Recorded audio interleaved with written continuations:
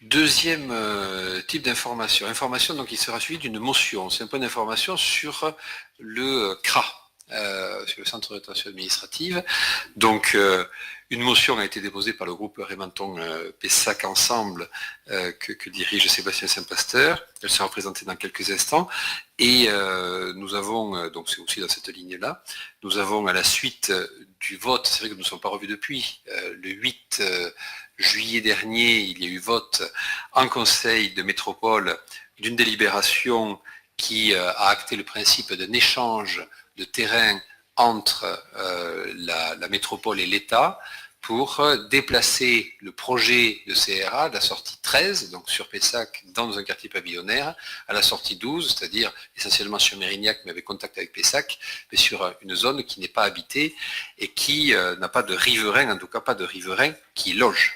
Donc cette délibération a été adoptée à la majorité Conseil métropolitain, et donc maintenant la balle, si j'ose dire, est dans le terrain, dans le camp de l'État, et c'est l'État qui doit nous donner sa réponse à travers je l'espère, une acceptation de cette proposition qui rassemble l'ensemble des collectivités locales concernées, et c'est le ministère de l'Intérieur qui aura à nous le donner. Donc j'ai été en contact sur les 3 mois qui ont suivi, juillet, août et septembre, avec le ministère de l'Intérieur. Donc la réponse n'est pas encore acquise, même si les choses avancent bien, mais comme j'ai l'occasion de le dire aussi au collectif, comme j'ai l'occasion de le dire d'ailleurs au Fête du Monteil dimanche, nous n'avons pas encore de décision officielle, et c'est la raison pour laquelle il est trop tôt pour cesser la mobilisation, et il faut continuer de faire pression, ainsi que le collectif Crapala peut la mener de manière tout à fait déterminée et déterminante. Donc notre détermination à nous, élus, elle est évidemment intacte. C'est pas maintenant que nous allons caler, et en soutien aux habitants et aux collectifs constitués. Et la motion que présente le groupe Réinventons Pessac Ensemble je vous propose qu'on l'adopte, en tout cas qu'on la présente et puis qu'on la mette au vote tout de suite, puisqu'on parle du sujet. Monsieur Saint-Pasteur, si vous êtes d'accord, je vous propose de la présenter, puisque c'est vous qui l'avez proposée. Très bien. Merci, monsieur le maire. Bonjour à toutes et à tous, et bienvenue au public nombreux. On s'en félicite collectivement, préalablement, donc je me permets de rebondir sur vos propos. Un point d'abord sur la question de la Sodexo. Je vous avais fait un courrier en vous demandant que le point soit abordé en ouverture du conseil municipal. J'ai pas eu de réponse, on a déposé des questions orales. Est-ce qu'on peut aborder ce sujet-là dès à présent, ou est-ce que vous préférez qu'on attende les questions orales ? J'ai fait, alors, c'est l'ordre du jour et la responsabilité du maire. Nous avons adopté un règlement intérieur avec des questions orales qui désormais sont examinées en fin de conseil. J'ai fait une intervention sur une information tout à l'heure, donc les questions orales pourront tout à fait être posées en fin de conseil. Donc restons sur le CRA, si vous le voulez bien. Je n'avais pas eu de réponse, donc je me permettais de demander cette précision. En effet, comme vous l'avez dit, la balle est dans le camp de l'État. Elle ne l'a pas saisie, en tout cas il ne l'a pas saisie pour l'instant. C'est ce qui a justifié, au regard de la très forte attente des habitants, que nous avons tous rencontré, et ça fait maintenant près de 4 mois que la délibération du Conseil de métropole a été adoptée. Nous avons jugé utile de réitérer la position de la ville et notre volonté qu'une alternative, en tout cas que la localisation du centre de rétention administrative ne se fasse pas à proximité de la sortie 13 en zone pavillonnaire. Donc je vais vous faire lecture de cette motion afin que chacun puisse en prendre pleinement connaissance et puisse s'exprimer, si vous l'autorisez, pour justifier ses positions au sein de cette assemblée. Donc tout d'abord, nous avons pris en considération le vœu adopté à l'unanimité du conseil municipal du 22 mars 2022, où cette assemblée a exprimé son opposition à l'implantation d'un centre de rétention administratif à hauteur de la sortie 13 de la rocade bordelaise sur la zone des quartiers de Madran et Montballon 1. Nous avons pris en considération également la délibération qui a été adoptée en conseil de métropole le 8 juillet 2022, qui actait le principe d'implantation du centre de rétention administrative sur le site du bioparc à proximité de la sortie 12 de la rocade.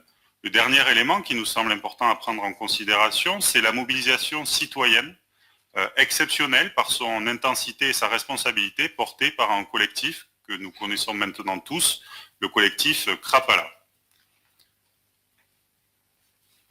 Donc, considérant tous ces éléments, cette motion, elle vise à réaffirmer la volonté du conseil municipal qu'une localisation alternative à la sortie 13 soit actée par les services de l'État. Le conseil municipal indique l'importance d'entendre l'expression des habitants et des élus locaux, aussi bien municipaux que métropolitains. C'est notamment le sens de la délibération qui est fondamentale du 8 juillet, adoptée en conseil de métropole. Dans sa lettre aux Français, publiée en amont du grand débat de janvier 2019, le président de la République nous indiquait qu'une grande démocratie comme la France doit être en mesure d'écouter plus souvent la voix de ses citoyens. Alors que dans son programme pour les élections présidentielles, le candidat, futur président de la République, affirmait que les citoyens doivent participer à la prise de décision dans les 5 prochaines années. C'est dans le droit fil de l'ensemble de ces éléments que nous souhaitons que cette motion puisse être portée à la connaissance de Monsieur le ministre de l'Intérieur et de Madame la préfète de région Nouvelle-Aquitaine, afin qu'elle puisse éclairer pleinement les décisions au-delà des simples éléments techniques et juridiques. C'est pourquoi le conseil municipal souhaite que le ministère de l'Intérieur et la préfète de région puissent pleinement prendre en considération les éléments d'appréciation locaux relatifs à la mise en œuvre de ce projet et qu'ils puissent pleinement prendre en considération les fortes attentes de la population, fortement mobilisées depuis février dernier, ainsi que celles des élus municipaux et métropolitains. Je vous remercie.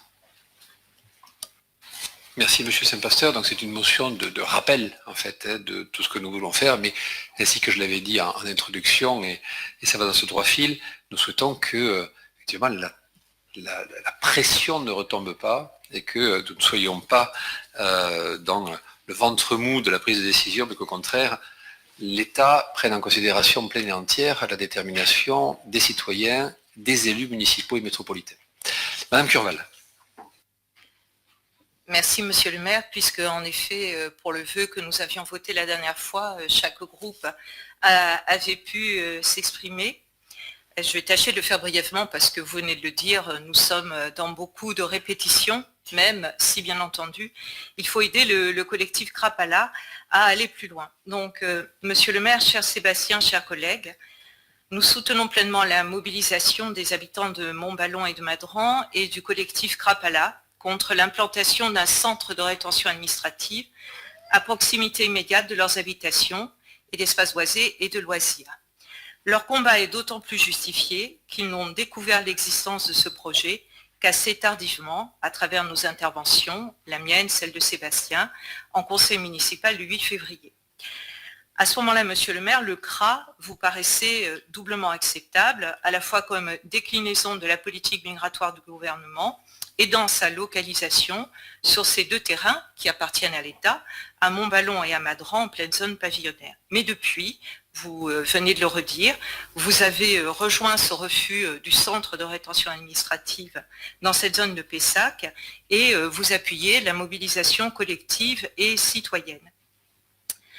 Ce centre de rétention administrative ne pose pas qu'un problème de localisation parce que ce n'est pas un établissement ordinaire comme on peut le prétendre. Ce n'est pas juste un bâtiment, même si je ne doute pas que les habitants se mobiliseraient contre n'importe quel bâtiment sur ces terrains-là. Je ne vais pas rappeler très longuement ce qui se passe dans les CRA parce que de nombreuses associations font cela très bien sur leur site, notamment la CIMAD. Je pense que nous savons tous que les conditions de rétention y sont particulièrement indignes, que les bâtiments soient flambant neufs ou qu'ils soient anciens. Je pense aussi que nous sommes nombreux à savoir que la France a été condamnée à plusieurs reprises par la Cour européenne des droits de l'homme parce qu'elle y enferme des enfants et que le projet de centre de rétention administrative dont nous parlons, qui est un gros centre de rétention avec 140 places, prévoit des chambres familiales qui donc doivent être destinées aussi à accueillir des enfants. Alors à partir de là, face à ce type d'établissement, quelle position pouvons-nous avoir comme élus ? Si comme vous, Monsieur le maire, on est à la fois en adhésion avec la politique migratoire du gouvernement et on n'a pas d'état d'âme à accepter un centre de rétention administrative sur sa commune, il ne reste qu'à trouver le terrain adéquat. Et suite à la mobilisation citoyenne, vous l'avez trouvé sur la commune voisine, sur le site du bioparc. Vous êtes dans votre rôle de maire en ayant recherché cette solution. Si on est opposé à la politique migratoire du gouvernement et au centre de rétention administrative, ce qui est la position des élus de gauche a priori, et en tout cas la position des élus écologistes, on est logiquement contre tous les centres de rétention administrative, où qu'ils soient. Notre groupe écologiste, à Pessac comme à la métropole, pense que ce n'est pas à nous, élus locaux et métropolitains, d'apporter à l'État, sur un plateau, un terrain pour faciliter la construction du centre de rétention ailleurs. Ce n'est pas du réalisme politique que de s'activer à chercher un terrain à Mérignac, c'est sortir clairement de notre rôle, à nous, élus, et à se substituer à l'État, et aussi à votre rôle, monsieur le maire. C'est aussi trahir ses valeurs, et oui, manquer de courage politique. J'ai cité pendant la fête du Monteil le combat contre l'aéroport de Notre-Dame-des-Landes. Je continue à trouver que c'est un bon exemple de courage citoyen et politique qui a empêché cet aéroport où qu'il soit, et pas juste sa localisation.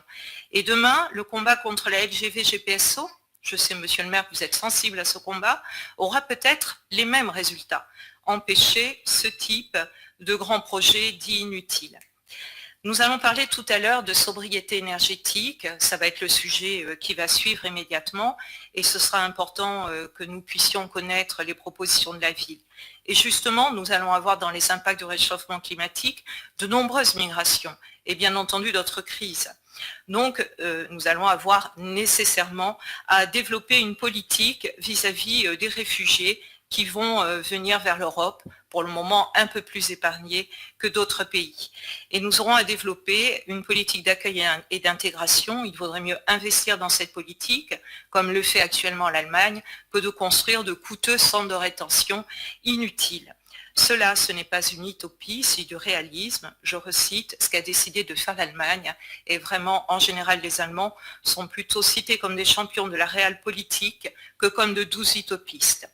Nous redisons notre soutien au collectif Crapala et aux habitants de Montballon et Madran, dont nous comprenons bien à quel point ils sont inquiets et à quel point leur combat est entièrement justifié.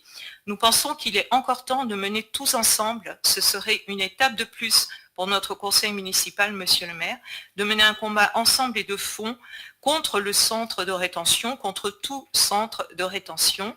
Nous y retrouverions nos valeurs et ce serait un gage d'efficacité.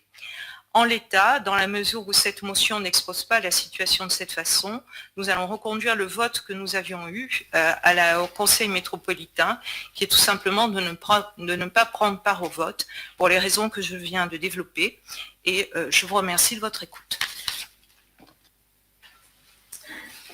Alors, pour que les choses soient claires, au Conseil de métropole, vous n'avez pas pris part au vote, Madame Curval, mais votre groupe, le groupe ELV et les communistes, ont voté contre. Et c'est en cela d'ailleurs que, aussi bien d'ailleurs Sébastien Saint-Pasteur que les autres élus de Pessac, dont moi, avons, avec le reste des élus métropolitains, voté favorablement, et je persiste à considérer que c'est une bonne décision d'avoir voté favorablement, parce que c'est ce qui me guide depuis le début, depuis même avant la découverte en février de cette année du sujet par vous-même et d'autres, c'est le fait de pouvoir proposer à l'État une solution alternative. On n'impose rien à l'État.